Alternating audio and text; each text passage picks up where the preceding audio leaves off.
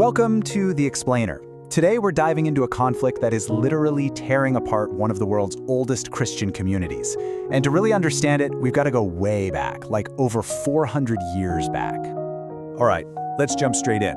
There's a crisis unfolding right now in India's Syro-Malabar Church. And we're talking about protests, cathedrals literally under lock and key, and a whole community just in turmoil. So just this summer, in 2024, the head of the church, Major Archbishop Raphael Thattil, lays down this incredibly stark warning. The message?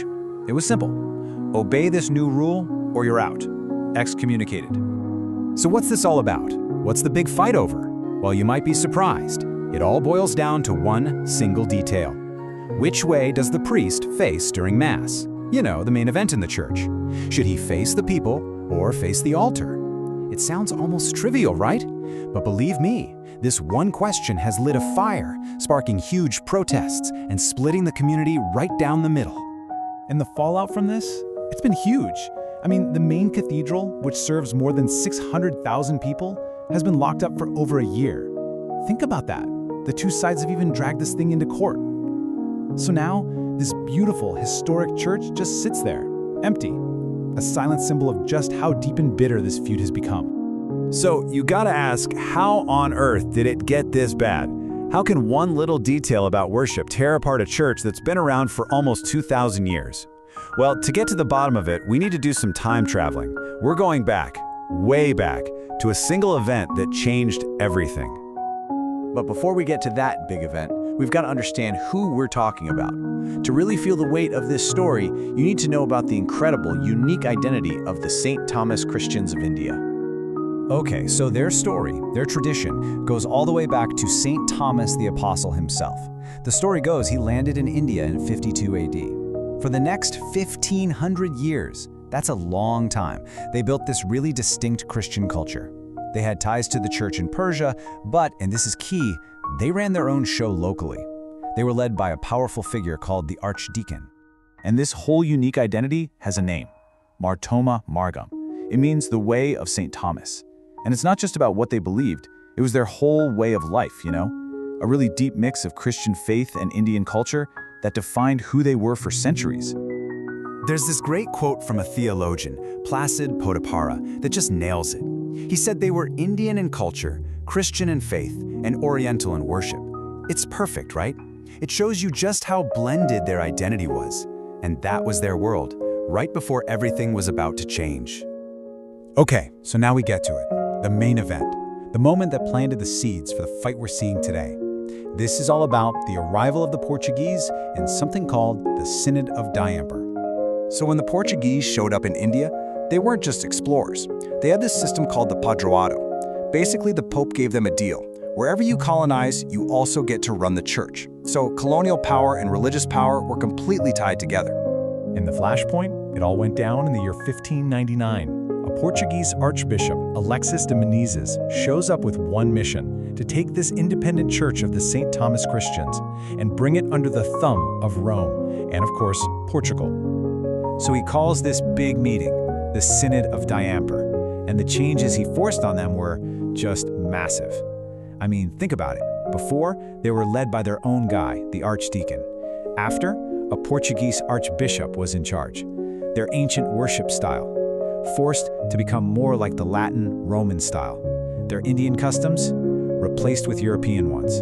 Their old ties to Persia, gone. Now they answered directly to Rome. And let's be clear, the goal here was unmistakable.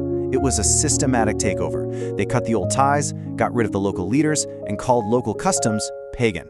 And then, and this is just heartbreaking, the Archbishop ordered them to hand over all their ancient books, their history, their theology, and many of them were burnt. It was a brutal attempt to just erase their entire heritage and swap it out for a European one. But you can't just do that to a community and expect them to take it lying down. They didn't.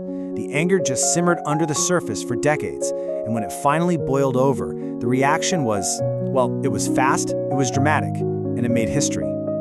So, fast forward about 50 years to 1653. This is when the community finally had enough. Picture this. Thousands of people gathered around this old, leaning stone cross. They tied ropes to it, stretching them out so that everyone in the crowd could hold on. could be a part of it. And together, they took an oath. They swore they would never again bow down to the foreign bishops being forced on them. This was the Coonan Cross Oath. And get this, it's actually seen as the first organized freedom struggle against a foreign power in all of Indian history. But it also split their community forever. So yeah, that oath created a massive split, a schism. On one side, you had the old allegiance. They eventually made peace with Rome, and they're the ancestors of the Syro-Malabar Church we're talking about today. But the other group, the new allegiance, they stuck to their guns, stayed independent, and went on to form a bunch of other Eastern and Orthodox churches in India. Okay, so how does a 400-year-old story about Portuguese bishops and an oath at a cross connect to a fight in 2024 about which way a priest is facing? Let's connect the dots. It's a straight line, really. 1599, the Synod of Diamper forces a foreign Latin way of doing things on them. 1653, the Coonan Cross Oath is a huge rebellion against that, a fight for their own Eastern identity. And 2024, the fight we see today is just the latest echo of that very same tension, the same wound. So you see, it's not really about which way the priest is facing, it's about what it symbolizes. For a lot of people, facing the altar, that's the traditional Eastern way. It represents their ancient identity, the priest leading everyone together towards God. But facing the people, that practice became common in the Latin Church much more recently, after Vatican II in the 1960s. So to them, being forced to do it feels like, you guessed it, more Latinization. It's like history repeating itself. It's a modern fight over a very, very old wound. And that's what we're left with, really. For this community, 1599 and 1653, that's not just stuff in a history book. It's a living memory. It's a trauma that's still shaping who they are and what they fight about today. And it really makes you think, right? When the past isn't even past, when it's this alive, can those old divisions ever truly heal?